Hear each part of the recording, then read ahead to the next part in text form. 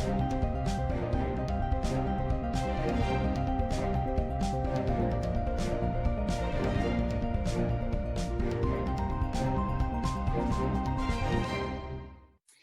tal? Muy buenas noches. Gracias por acompañarme como cada jueves aquí en Debate 22. Bueno, hoy vamos a hablar de un hombre que prometió el camino a la felicidad total y al éxito a miles de personas, la mayoría con mucho poder y dinero, hijos de políticos, empresarios. Su compañía ofrecía talleres de superación personal que se hicieron muy populares en Hollywood, aunque llegaron pues aquí a México, donde este hombre pretendía establecer la República Nexium. Hablamos de Keith Raniere, el hombre que hace unos días fue sentenciado a 120 años de prisión, que es casi como una cadena perpetua, y que detrás de este personaje, según él y sus seguidores, bueno, pues había un hombre con un coeficiente altísimo por arriba de cualquier genio. En realidad se escondía una empresa criminal con todas las características de una secta con la que abusó sexualmente de miles de mujeres que fueron marcadas con sus iniciales. Keith Raniere está hoy ya en prisión, pero la pregunta que sigue abierta es ¿por qué no han sido enjuiciados o por lo menos llamados a declarar todas las personas que fueron cómplices? Y en el caso de México, vaya que hay tela de dónde cortar. Así es que esto hoy vamos a conversarlo aquí en Debate 22 con dos respetados y queridos colegas, Juan Alberto Vázquez desde Nueva York, quien nos acompaña, quien es el autor del libro Nexium, la secta que sedujo al poder en México, y Juan Omar Fierro, bueno, pues un periodista de diversos medios que empezó justamente pues esta investigación primero en Aristegui Noticias y hoy en Proceso. Muchísimas gracias a los dos por estar aquí, bienvenidos. Un gusto, Jacaranda, Juan, mucho gusto en conocerte. Igualmente, un gustazo y bueno, pues un reconocimiento, Omar, por su trabajo, por todo lo que inició de Nexium. Gracias, Jacaranda, por la invitación. Al contrario, gracias a los dos. Y bueno, pues déjame justamente empezar contigo, Juan Omar, porque ciertamente, pues tú fuiste uno de los primeros que inició la investigación, ¿no? Cuando aquí en México, pues todavía no, pues no, como que no le hacíamos mucho caso a lo que estaba ocurriendo. Así es que te preguntaría, ¿qué te llevó? ¿Por qué pusiste el ojo y la mira en este personaje, por decirlo menos, retorcido, macabro, Keith Raniere? Bueno, lo que me llamó la atención fue justamente sus socios mexicanos, ¿no? Que es Emiliano Salinas Ocelli y Alejandro Betancourt, que eran sus principales socios en nuestro país y que manejaban, digamos, el Nexium México, ¿no? Me llamó muchísimo la atención porque cuando sale la primera nota sobre este tema en el New York Times para justamente denunciar que había pues mujeres que habían sido marcadas por el líder de la secta y que había un grupo pues que se había convertido en una especie de culto sexual. Me llamó la atención que solo lo nombraran de pasada y quise saber yo hasta qué punto estaban involucrados estos personajes como Emiliano Salinas, Alejandro Betancourt, Cecilia Salinas, y así fue como me fui dando cuenta que era un grupo que penetró las élites de nuestro país, ¿no? Principalmente en la Ciudad de México, en Monterrey y en Guadalajara. En Monterrey operaba, por ejemplo, los hermanos Moon y las hermanas Garza, y en la Ciudad de México pues era Emiliano Salinas. Y me llamó también la atención porque Emiliano se refería, por ejemplo, a Keith Raniere como su mentor, y conforme fueron pasando los días también me fueron llegando pues informaciones por parte de mujeres que habían estado en este grupo, en Nexium, pero no en dos, que era este de dominante sobre sumiso. Ese grupo no, pero sí mujeres que habían estado en Nexium, que habían tomado los cursos, que habían sido coach y que se habían salido porque no les gustaba justamente que parecía una especie de pirámide de, pues de esclavitud, porque todos tenían que tomar los cursos y pagar por ellos, pero al mismo tiempo cuando ya podían dar los cursos no los podían cobrar porque tenían que ir ascendiendo dentro de esta pirámide, ¿no? Digamos mercantil, en la que los únicos que podían ganar pues eran prácticamente Keith Raniere, Emiliano Salinas, Alejandro Junco los líderes del grupo, ¿no? Y me llamó mucho la atención esto, y fue así como, después de una primera nota en la que tuve acceso, por ejemplo, a los 12 principios básicos de Keith Raniere, fue como las personas empezaron a contactarnos en Aristegui Noticias. En ese momento yo estaba ahí y Y ahí empezamos a hacer empieza la investigación. las búsquedas en registros públicos y, por ejemplo, las marcas en Marcanet, todo lo que pudiéramos encontrar sobre este grupo, ¿no? Y que no fue una investigación rápida Ya. porque quería encontrar lo más que pudiera de ellos. A ver, vamos a desmenuzar a todos estos personajes porque ciertamente, como tú lo comentas, el nombre de Emiliano Salinas Ocelli es el que ha acaparado, digamos, las planas en los diarios, en las entrevistas que ambos han dado. Hay otros personajes, ahora los vamos a ir ahí comentando porque es muy impresionante los vínculos pues, con empresarios y con otros políticos también. Pero antes de pasar a eso, Juan Alberto, me gustaría preguntarte, en tu libro haces una descripción muy interesante, muy detallada de este personaje, Keith Raniere, que según él y sus seguidores tenía un coeficiente intelectual por encima de cualquier genio. Después fuimos descubriendo que eso no era cierto. ¿Quién es este hombre que sedujo a tanta gente y con el que llegaron tantas mujeres inteligentes, pues básicamente dejándose seducir y volverse sus esclavas, Juan Alberto? Bueno, claro, pues mira, Keith Raniere sí era alguien un inteligente, sí era un niño sobredotado, de estos niños que se le conoce sobredotados, que tienen actividad, bueno, pues intelectual o física muy temprana, pero eso él también lo descubrió muy temprano, él se dio cuenta que era muy listo y como que el desarrollo de Keith Raniere joven fue alguien que siempre estuvo como tratando de probar a la ley, o sea, como que Keith Raniere se probó desde muy joven y según lo que se ha investigado, lo que se ha dicho, pues que podía andar con menores de edad, por ejemplo, que podía, digamos, crear este tipo de empresas piramidales que en Estados Unidos están prohibidas. En México se permite este esquema de las empresas piramidales, pero bueno, él como que trataba en todo el tiempo de tener muchas mujeres, como que siempre estaba estirando la liga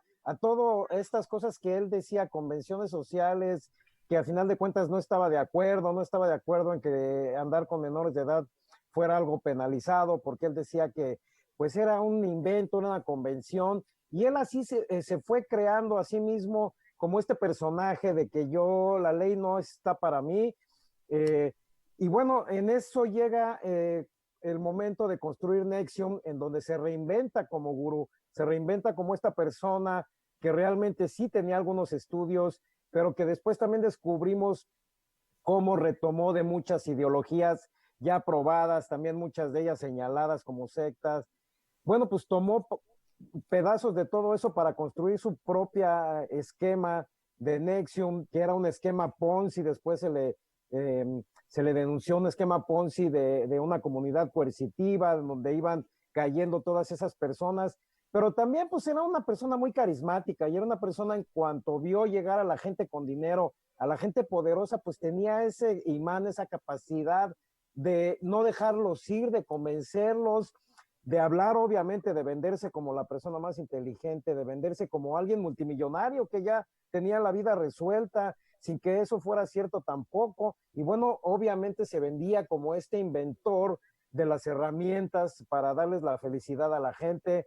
Quería formar una comunidad para volver al mundo más ético, quería construir un grupo que realmente manejara el Según él dinero. quería evitar el fin del mundo, ¿no? O sea, tenía una cantidad de... O sea, tenía una cantidad de cosas con las cuales convencía a la gente. Y esto que dijo Juan Omar es muy interesante, de cómo esta gente que tenía realmente el dinero y cómo, bueno, en México y Estados Unidos, en este documento de los 12 puntos de Keith Raniere hay un punto que dice, los ricos son los que deben de manejar el dinero, ¿no? No te sientas culpable, aquí no hay culpables, no hay víctimas de nada, y los ricos son los que tienen que manejar el dinero. Creo que esa frase de las 12 frases de Raniere eran como una parte de decirle a la gente el dinero, a la gente el poder, nosotros vamos a seguir manteniendo este dinero, este poder. Y bueno, pues la gente que se iba inscribiendo a los cursos, pues le compró todo este cuento a Ranier, le compró la idea de que era el hombre más inteligente. Bueno, no solo se las compraron ellos, lo difundían de esa forma, aprovechaban todas esas mentiras para vender los cursos a alguien más y era como un esquema de ventas, ¿no? Y justamente hablando de todos estos hombres y mujeres de poder, ¿no? Que es muy impresionante cómo fueron cayendo uno a uno, y decía yo hace un instante, claro, el nombre de Emiliano Salinas, desde luego, por ser hijo de un presidente como Carlos Salinas, pues llama muchísimo la atención. Pero allá hay otros personajes, y déjenme mencionarlos porque tú, Juan Omar, hiciste una investigación minuciosa. Bueno, ambos, creo que cada uno por su cuenta se han dedicado a sacar las minucias de esto, ¿no? Y solamente, digamos, para poner algunos nombres sobre la mesa, Alejandra González Anaya, quien fue hermana de José Antonio González Anaya, que en su momento pues, fue director de Petróleos Mexicanos, secretario de Hacienda en el gobierno de Enrique Peña Nieto, Rosa Laura Junco, ¿no? Quien es la hija del dueño del periódico Reforma, y 3 hermanas vinculadas con los Garza Sada, una de las familias pues, más ricas y poderosas de Monterrey y del país, Loreta, Carola y Jimena. En fin, todos estos nombres precisos, tú hiciste una investigación, Juan Omar, pero la gran pregunta que todos nos hacemos es, ¿por qué no han sido citados ni siquiera a declarar sobre esto? Porque en el caso de Emiliano, pues ha sido ya llamado cómplice por algunas otras personas, Juan Omar. Mira, en el caso de Emiliano, sí, en los documentos judiciales de Estados Unidos dijeron que era co-conspirador. En el caso, por ejemplo, de Rosa Laura Junco, que es esta hija del dueño de Reforma, pues también fue señalada como parte de los, junto con las 3 hermanas Garza, fue señalada como parte del círculo principal de Ranier, junto con otro mexicano que es Jack Levy, y aunque no estaba mencionado, no recuerdo en este momento, estaba mencionando el juicio, Alejandro Betancourt o Alex Betancourt, que es también fue de los principales socios en México y era junto con Emiliano quienes manejaban la empresa en nuestro país, Anexion México, por lo menos en esta parte que era, pues digamos, los cursos de superación personal, pero como bien tú decías, tenían otras, digamos, otras empresas que supuestamente operaban bajo los mismos principios de Kit Lanier, ¿no?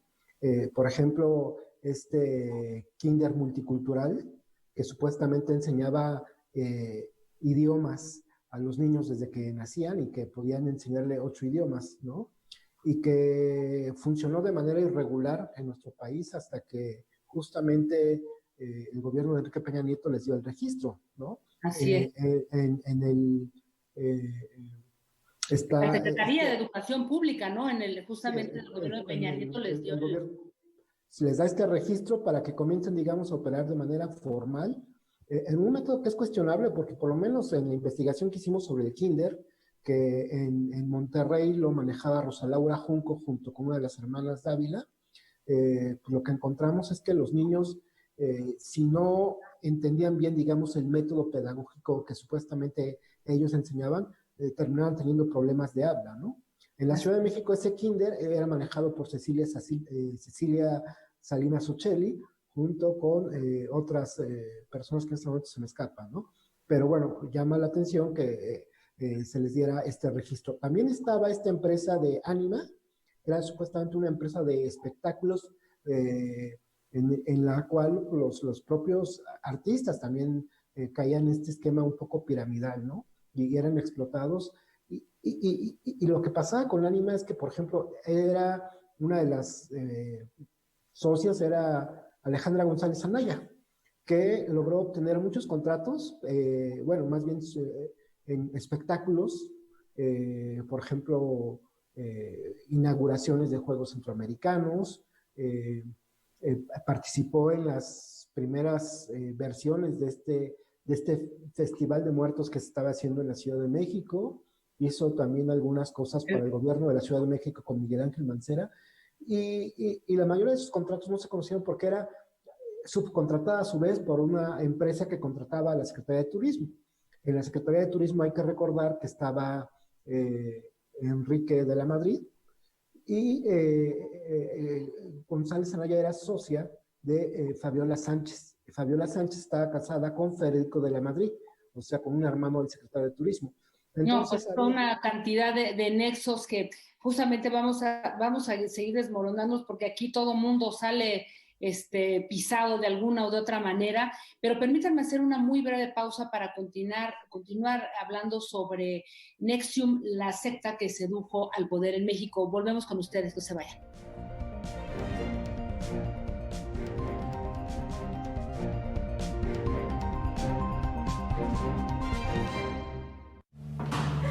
¿Ah?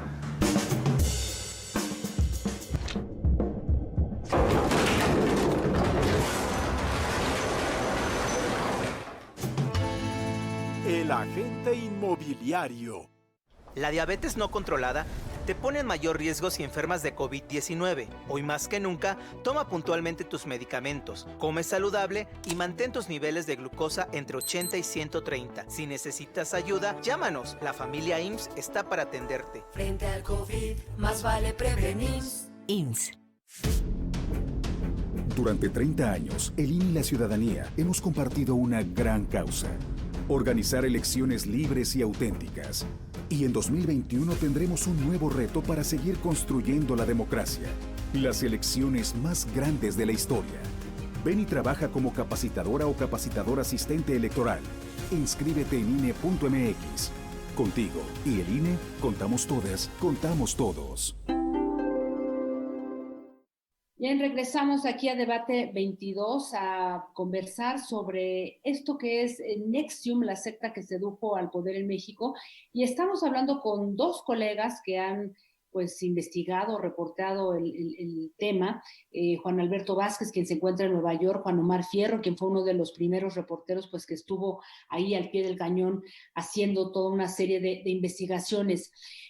Antes de irnos a la pausa, yo quería preguntarles sobre esta posibilidad de que realmente Emiliano Salinas Ocelli pueda enfrentar la justicia. 2019, ya una corte ahí en Nueva York, Juan Alberto, como lo comentaba, pues denunció que de manera ilegal Emiliano Salinas había obtenido documentos de jueces, abogados y políticos con el fin de impedir que se investigara todo lo que había detrás de NXIVM, porque pues ya a través de una llamada ya sabíamos que él estaba enterado de que se usaban a mujeres como esclavas sexuales.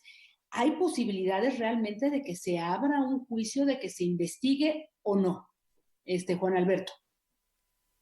Yo creo que no, yo creo que ya Emiliano la libró, o sea, entiendo que es un personaje pues muy impopular por las implicaciones, por lo que decías de su papá, expresidente, pero yo lo que he visto en la investigación de los fiscales de Nueva York sobre NXIVM es que se limitaron a tratar de conseguir ciertos datos, ciertas pruebas que vincularan a Ranier muy profundamente, y bueno, pues trataron o acusaron también a otras 5 mujeres con él, una de las cuales ya fue sentenciada, faltan otras 4 sentencias, pero como que ya los fiscales se limitaron a eso, se limitaron realmente a acabar con este tema, estos 120 años que le dieron a Ranier de sentencia, pero no se ve que vayan a seguir jalando hilos de otras formas, y bueno, no se ve tampoco que vayan a implicar a Emiliano en otras cosas. Mira, hubo una acusación civil que ingresaron apenas este año 80 víctimas de NXIVM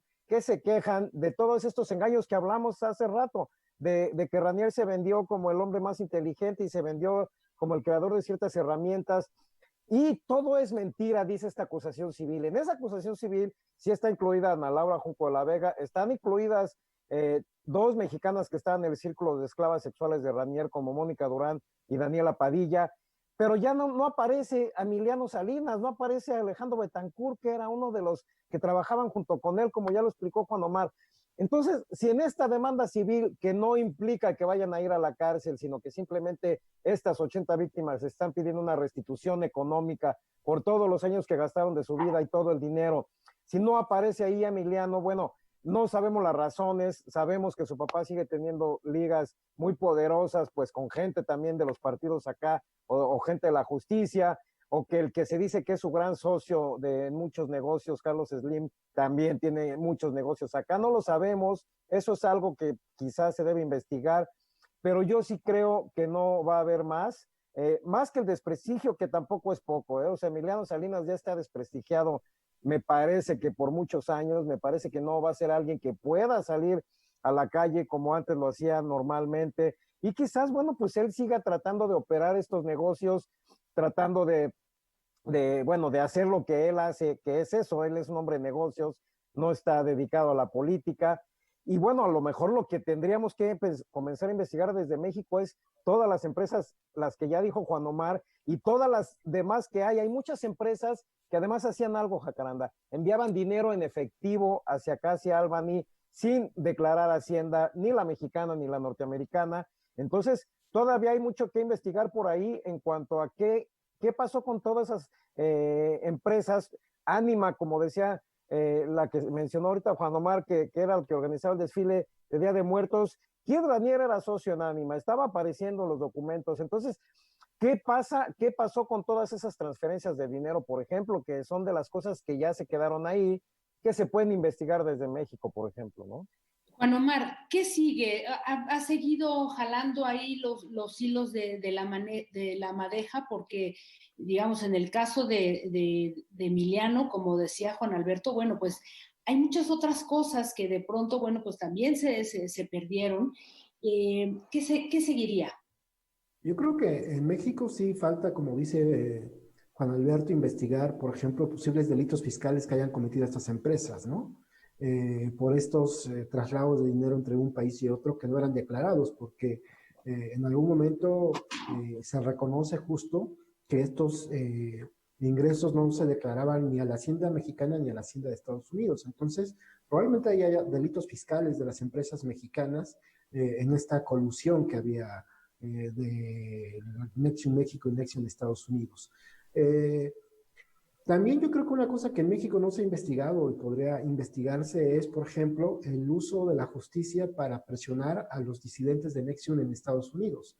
Aquí en México, Antonio Saratini, que es uno de los principales, junto con Mayan Tuati, que fueron, digamos, los dos mexicanos que más se movilizaron para desenmascarar a Nexium México y que se convirtieron, digamos, en los primeros en romper desde México con Emiliano Salinas y Alejandro Betancourt, pues ellos tomaron ese riesgo y ellos fueron los que empezaron a contactar a los mexicanos que estaban inconformes y que tenían miedo.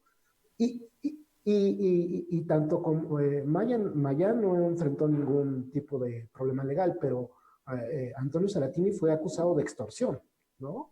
Y en algún momento él pensó que podía ser detenido, pero el mismo fiscal que acusó a Saratini de extorsión también acusó a Mark Vicent, por ejemplo, a Sarah Edmondson, a los articuladores, digamos, de la desarticulación de Nexium en Estados Unidos. Estaban acusados en México todos del mismo delito de extorsión, y había un Ministerio Público de la Ciudad de México que enviaba órdenes de restricción para que no hablaran del caso a Estados Unidos, cuando primero no es una facultad de la Procuraduría Capitalina, y segundo, pues se supone que el mecanismo para ese tipo de cosas tendría que haber sido pues la asistencia internacional a través de la Fiscalía General de la República, en ese entonces Procuraduría General de la República.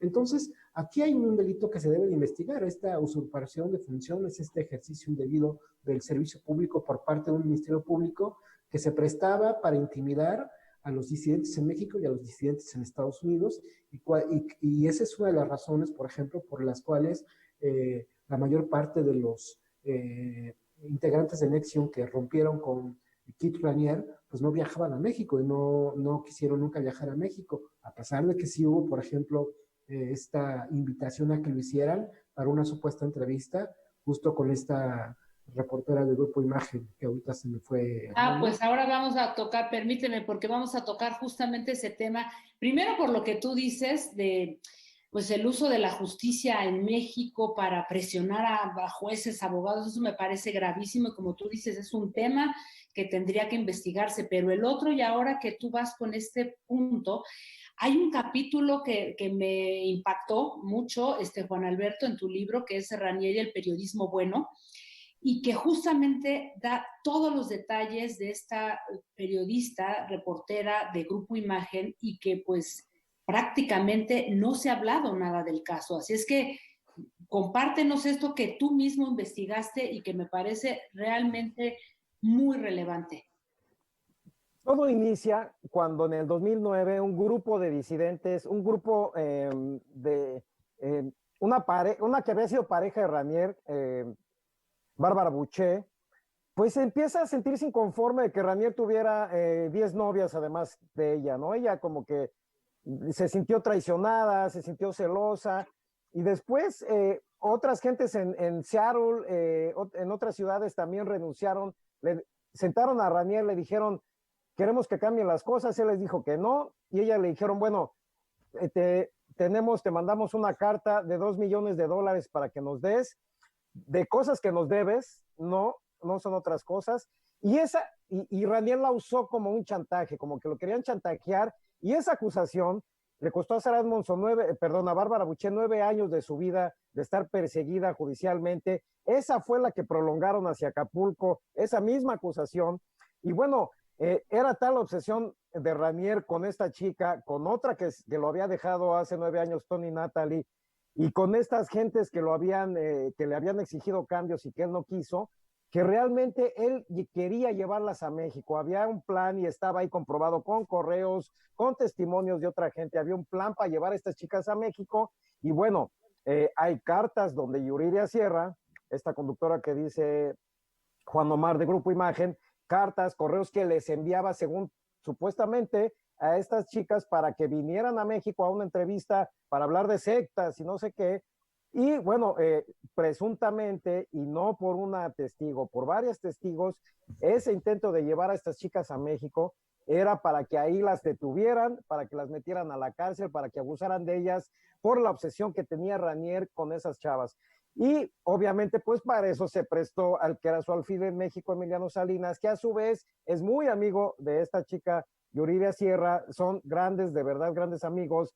Ella fue a su boda, ella viajó cuando sus hijos nacieron a San Diego. Entonces hay toda esta parte que aparece su nombre de Yuridia Sierra, está en su nombre acá en Cortes, aparecen libros publicados. Tony Natalie publicó un libro donde cuenta todo ese episodio y publica los correos que le envió una tal Yuridia Sierra, que yo digo, bueno, y si no fue ella, es probable que no haya sido ella, que alguien usó su nombre, pero ella nunca reclamó. A mí nunca me quiso responder, me respondió unos WhatsApps cuando yo le pregunté que si me quería responder esto, me envió unos WhatsApps y después cortó la comunicación cuando le mandé las fotos de los libros que estaban publicados acá. Entonces, bueno, es algo realmente que a mí me parece muy relevante. Al final no pasó nada, no hay delito que perseguir, pero está muy turbio esto, ¿no? Muy turbio que una periodista haya querido llevar a México a enemigas de Ranier para que les fuera muy mal allá, ¿no?